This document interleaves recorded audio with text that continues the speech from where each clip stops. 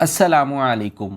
ہم میں سے بہت سارے لوگوں نے تقوی کا لفظ بہت بار سنا ہے، اور کچھ لوگ تو یہ جانتے بھی نہیں کہ تقوی کسے کہتے ہیں، جبکہ تقوی کی صفت دین اسلام میں ایک اہم جز سمجھی جاتی ہے، اور اس کا ہر مسلمان میں ہونا نہایت ہی ضروری ہے۔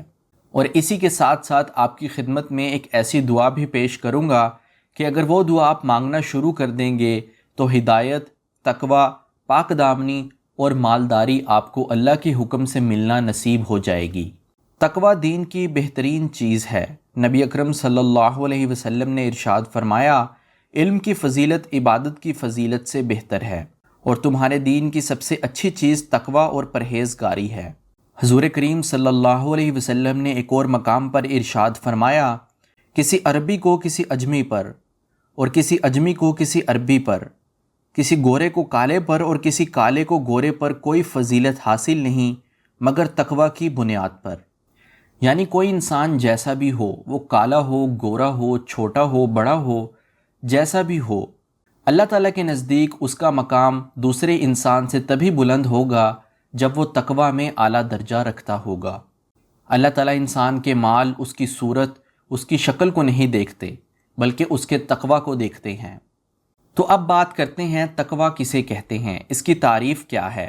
حضرت علی رضی اللہ عنہ نے تقوی کی یہ تعریف بیان فرمائی، التقوی ہی الخوف من الجلیل، تقوی اللہ سے ڈرنے، والعمل بالتنزیل، شریعت پر عمل کرنے، والقناعۃ بالقلیل، تھوڑے پر قناعت کرنے، والاستعداد لیوم الرحیل، اور قیامت کے دن کی تیاری کرنے کا نام ہے۔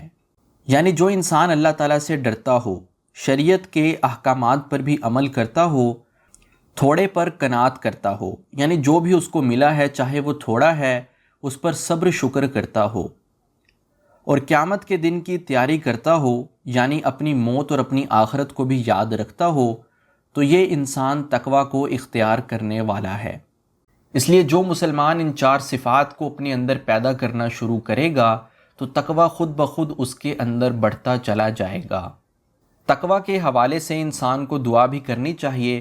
نبی اکرم صلی اللہ علیہ وسلم کی زبان اقدس سے ارشاد فرمائی ہوئی دعا میں آپ کے سامنے ذکر کرتا ہوں، تو یہ دعا ہر مسلمان کو مانگنی چاہیے۔ حضرت عبداللہ بن مسعود رضی اللہ عنہ سے روایت ہے کہ نبی اکرم صلی اللہ علیہ وسلم یہ دعا مانگا کرتے تھے، اللہم انی اسألک الہدی والتقی والعفاف والغنی۔ ترجمہ، اے اللہ میں تجھ سے ہدایت کا طلبگار ہوں، تقوی کا طلبگار ہوں، پاک دامنی کا طلبگار ہوں، اور غنا و مالداری کا طلبگار ہوں۔ اس دعا کے پڑھنے سے انسان کو 4 چیزیں حاصل ہوں گی۔ پہلی چیز ہے ہدایت، جو کہ ہر انسان کے لیے ضروری ہے۔ دوسری چیز ہے تقوی، جس کا ذکر ابھی آپ کے سامنے میں نے کر دیا۔ تیسری چیز ہے پاک دامنی، یعنی دامن کا پاک ہونا، اپنی شرمگاہ کی حفاظت کرنا۔ اور چوتھی چیز ہے مالداری، اور ایسی مالداری اللہ تعالیٰ نصیب فرمائیں گے کہ انسان مخلوق سے بے نیاز ہو جائے گا، وہ مخلوق کا محتاج نہیں رہے گا۔ تو اس لیے ہر انسان کو یہ دعا بھی مانگنی چاہیے۔ میں امید کرتا ہوں کہ آج کا موضوع آپ کو دلچسپ اور اچھا لگا ہوگا۔ اب میں آپ کی اجازت چاہتا ہوں۔ السلام علیکم۔